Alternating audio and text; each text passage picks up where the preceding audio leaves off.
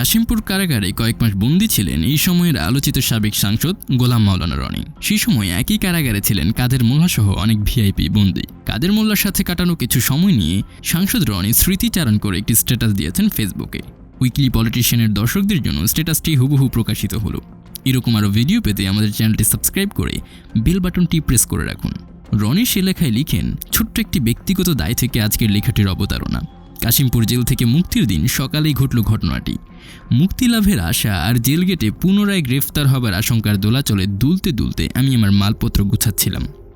এমন সময় লুঙ্গি পরা এক ব্যক্তি আমার রুমে ঢুকে সালাম দিল এবং বলল, কাদের মোল্লা সাহেব আপনাকে একটি চিঠি দিয়েছেন।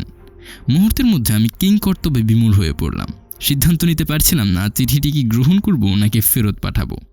এরই মধ্যে আগন্তুক টেবিলের উপর চিঠিটি রেখে তড়িৎ গতিতে চলে গেলেন। আমি কম্পিত হস্তে চিঠিটি খুললাম।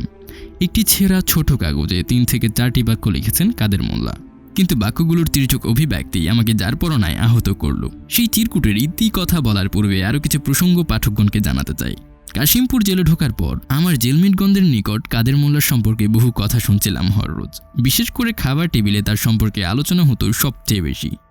ট্রাইব্যুনালের রায়ে দোষী সাব্যস্ত হবার পূর্বে ডিভিশনপ্রাপ্ত বন্দী হিসেবে সুরমা সেলাই ছিলেন।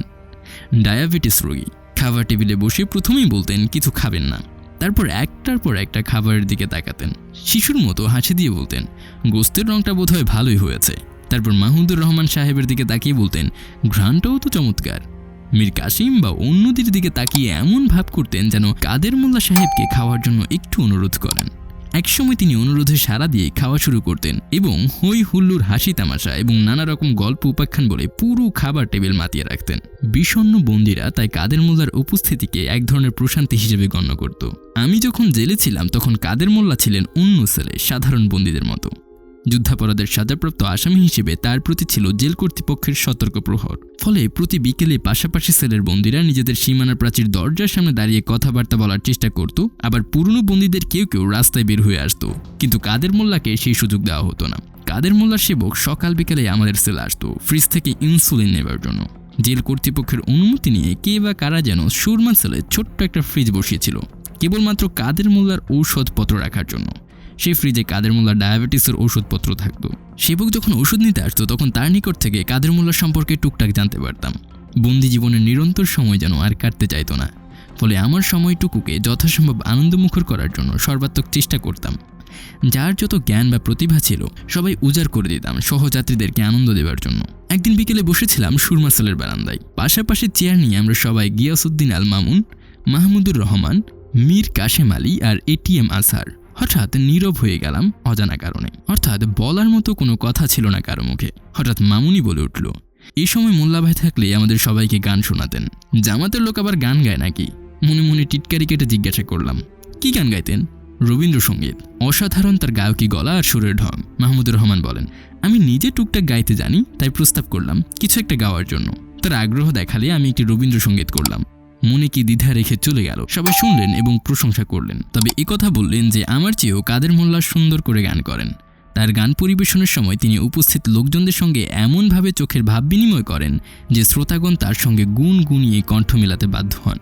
ফলে পুরো অনুষ্ঠান হয়ে ওঠে প্রাণবন্ত। অন্যদিকে আমি গান করি চোখ বুজে। যখন আমার সঙ্গী সাথীগণ আমাকে চোখ খোলা রেখে আরও একটি গান গাইতে অনুরোধ করলেন তখন আমি ভারী লজ্জা পেয়ে গেলাম এবং আর এগুতে পারলাম না। ফলে তারা আবার পুনরায় কাদের মোল্লার প্রশংসা করতে থাকলেন। একদিন আমরা সকলেই খাবার টেবিলে বসে দুপুরের খাবারের জন্য অপেক্ষা করছিলাম। সেবকরা তখন খাবার পরিবেশনের জন্য ইন্তজাম করছিল। এমন সময় কাদের মোল্লার সেবক এসে গিয়াসউদ্দিন আল মামুনের নিকট ছোট্ট একটি চিঠি ধরিয়ে দিল। চিঠিটা পড়ার পর মামুনের মুখমণ্ডল খুব লজ্জা আর রাগে লাল হয়ে গেল। এরপর চিঠিটা মীর কাশেম আলীর হাতে দিল। কাশেম সাহেব চিঠিটা পড়ে কাঁদতে আরম্ভ করলেন। আমার হাতে যখন চিঠি এলো তখন দেখলাম কাদের মোল্লা লিখেছেন, প্রিয় মামুন, সালাম। নিতান্ত বাধ্য হয়ে তোমার সেবক মতির বিরুদ্ধে তোমার নিকট নালিশ জানালাম। ইদানিং কেন জানি আমার বেশি বেশি ডাল আর উস্তা ভাজি খেতে ইচ্ছে করে। আমার নিজেদের অর্থ দিয়ে এসব কিনে খাওয়া যে সম্ভব নয় তা তুমি জানো। তুমি আমার জন্য এ যাবৎ অনেক কিছু করেছো। আর তাই তোমার উপর অজানা এক অধিকার জন্ম নিয়েছে। সেই অধিকার বলে আমার সেবককে বলেছিলাম চোখায় অর্থাৎ রান্নাঘরে যখন খাবার ভাগাভাগি হয় তখন মামুনদের ভাগ থেকে একটু ডাল আর উস্তাভাজি বেশি করে নিও আমার জন্য। কিন্তু তোমার সেবক আমাকে এই সুযোগ দেয়নি। জীবন মৃত্যুর শেষ প্রান্তে দাঁড়িয়ে এই অভাগা তার ছোট ভাইয়ের নিকট একটু ডাল আর উস্তাভাজি চেয়ে যদি কোনো অন্যায় করে থাকে তবে মাফ করে দিও। চিঠি পড়ে আমরা সবাই স্তম্ভিত হয়ে গেলাম। মাহমুদুর রহমান সাহেব বললেন, কাল থেকে মোল্লা সাহেবের জন্য আলাদা ডাল আর উস্তাভাজি রান্না হবে, সব বিল আমি দেব। মামুন ক্রোধে কাঁপছিল আর সেবককে শাসাচ্ছিল, আর অন্যরা এক ধরনের বিষণ্ণতার নস্টালজিয়ায় ভুগতে লাগলাম। এবার আমি বলছি আমার কাছে লেখা কাদের মোল্লার চিরকুট কাহিনী।